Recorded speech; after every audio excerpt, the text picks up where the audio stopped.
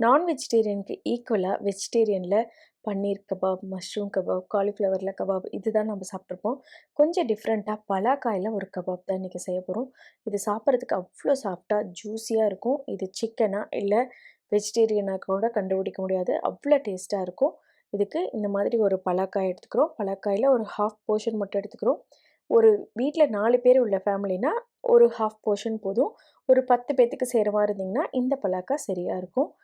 Cut பண்ணுறதுக்கு முன்னாடி இந்த மாதிரி கத்தியில் கொஞ்சம் எண்ணெய் தடவிக்கோங்க. கையிலையும் எண்ணெய் தடவிக்கோங்க. இல்லைன்னா கத்திலையும் கையிலையும் அது கண்டிப்பாக ஒட்டும் அந்த பிசுபிசுப்பு தன்மை. அதனால் கட் பண்ணிக்கோங்க. இந்த மாதிரி கட் பண்ணி விட்டுட்டு நம்ம அன்னாசி பழம் கட் பண்ணுவோம் இல்லைங்களா, அதே மாதிரி கட் பண்ணிக்க வேண்டியதான். முதல்ல 2ஆக கட் பண்ணிக்கோங்க. கட் பண்ணிவிட்டு அதுக்கப்புறமா நம்ம அன்னாசி பழம் எப்படி கட் பண்ணுவோமோ அந்த மாதிரி சைடில் இந்த மாதிரி சீவி சீவி விட்டால் எல்லா தூளும் ஈஸியாக வந்துடும். அப்பப்போ கொஞ்சம் கொஞ்சம் எண்ணெய் மட்டும் தடவிக்கிட்டே இருங்க. இல்லைன்னா கட் பண்ணுறதுக்கு கொஞ்சம் கஷ்டமாக இருக்கும். அடுத்ததா ஒரு பவுலில் ஒரு ஒரு 1/2 லிட்டர் பக்கமாக தண்ணி ஊற்றிட்டு அதில் கொஞ்சமாக உப்பு போட்டு நம்ம கட் பண்ணுற பலாக்காயை அதில் போட்டுக்கோங்க. ஏன்னா நம்ம கட் பண்ணுறது கொஞ்ச நாள் கருக்காத இருக்கணுங்கிறதுக்காக உங்களுக்கு என்ன மாதிரி வேணுமோ அந்த மாதிரி கொஞ்சம் பெருசு பெருசாக பீஸ் போட்டுக்கோங்க. இதில் நம்ம இப்போ கபாப் பண்ணுறதுனால இதை முதல்ல நல்லா தண்ணி அடுப்பில் வச்சுட்டு அதை ஒரு 5 நிமிஷம் கொதிக்க விட்டு தனியாக எடுத்து வச்சுக்கோங்க. இல்லைன்னா நம்மளுக்கு சாப்பிட்றதுக்கு கொஞ்சம் சாஃப்டாக இருக்காது. இப்போ ஒரு 5 நிமிஷம் தண்ணியில் கொதிக்க வச்சு நான் தனியாக எடுத்து வச்சுக்கிறேன். அதுக்கப்புறமா ஒரு பவுலில் நல்லா ஒரு பெரிய கரண்டியில் ஒரு 2 குழிக்கரண்டி தயிர் எடுத்துக்கோங்க.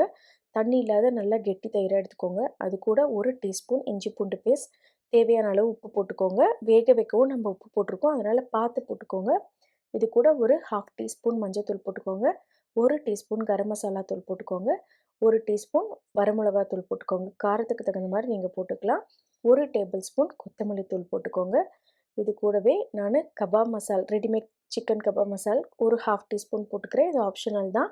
வேணும்னா போட்டுக்கலாம், இல்லைன்னா விட்டுடலாம். அது கூடவே 1 டேபிள் ஸ்பூன் கடலை மாவு போட்டுக்கிறேன். 1 டீஸ்பூன் காஷ்மீரி மிளகாத்தூள்.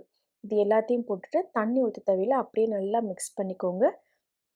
மிக்ஸ் பண்ணி விட்டுட்டு, இப்போ நம்ம வேக வச்சு வச்சுருக்கோம் இல்லைங்களா இந்த பலாக்கா, அதை எடுத்துகிட்டு இதில் போட்டுட்டு நல்லா மிக்ஸ் பண்ணிக்கிறோம். இப்போ பாருங்கள், நல்லா ஒரு 5 நிமிஷம் மட்டும் வேக வைங்க. ரொம்ப வேக வச்சுட்டா நம்மளுக்கு ஓவர் குக் ஆகிடுச்சுன்னா சாஃப்டாகிடும். அதுக்கப்புறம் உதிர்ந்து போயிடும், நம்மளுக்கு பீஸ் கரெக்டாக வராது. ஒரு 5 நிமிஷம் மட்டும் நல்லா கொதிக்கிற தண்ணியில் வேக விட்டு எடுத்துகிட்டு இந்த மாதிரி மிக்ஸ் பண்ணிக்கோங்க. மிக்ஸ் பண்ணிவிட்டு இதை அப்படியே ஒரு 1 மணி நேரத்துக்கு தனியாக ஊற வச்சுருங்க.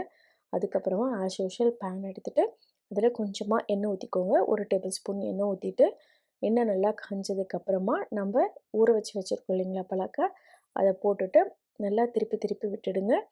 திருப்பி விட்டுட்டு கொஞ்சம் அது கலர் மாறும்போது அடுப்பை மீடியம் ஃப்ளேமுக்கு கொஞ்சம் கம்மியாக, லோ ஃப்ளேமுக்கும் மீடியம் ஃப்ளேமுக்கும் நடுவில் வச்சுட்டு அப்படியே ஒரு 5 நிமிஷத்துக்கு மூடி வச்சுருங்க. 5 நிமிஷத்துக்கு அப்புறமா அப்பப்போ ஒரு 1 நிமிஷம் 2 நிமிஷத்துக்கு ஒருக்கா கிளறி விட்டுக்கிட்டே இருங்க. இல்லைன்னா நம்மளுக்கு தீஞ்சிரும். ஏன்னா நம்ம தண்ணி ஊற்றாத இதை வேக வைக்கிறோம். தயிரில் இருக்க தண்ணி மட்டும்தான். இப்படி பரட்டி விட்டுக்கிட்டே இருக்கும்போது நல்லா வெந்துடும், சாஃப்டாக குக் ஆகிடும். ஒரு 10 டு 15 நிமிஷத்துக்கு அப்புறம் பார்த்தீங்கன்னா, நல்லா இந்த மசாலா எல்லா பக்கமும் ஒட்டி இந்த மாதிரி செவந்து வர டைமில் எடுத்துகிட்டு நீங்கள் சர்வ் பண்ண வேண்டியதான். மேலே ஒரு ஆனியன் போட்டுட்டு கூட வேணால் ஒரு மீன் சட்னி வச்சுட்டு லெமன் வச்சுட்டு சர்வ் பண்ணால் அவ்வளோ டேஸ்ட்டாக இருக்கும். ட்ரை பண்ணி பாருங்கள். Thank you.